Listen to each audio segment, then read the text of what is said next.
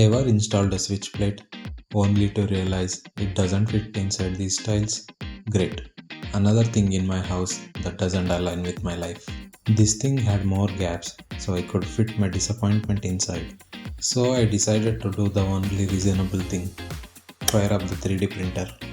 Hi, I am Srujan, and today we are solving a household problem with a technology that should probably be reserved for building rockets.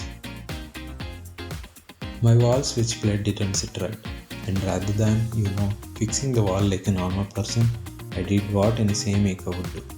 I 3D printed my way out of it. See that gap? That's not a design feature. That's my house telling me good luck install anything straight.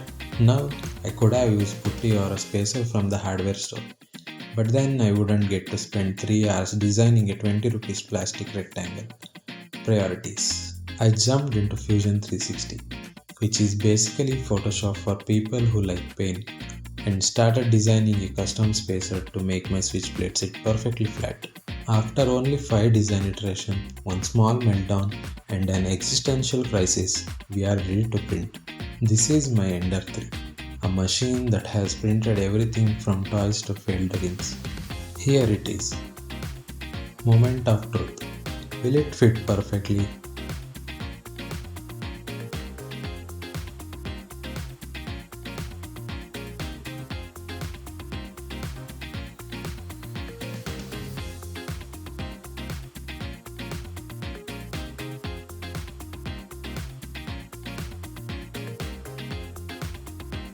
It actually fits.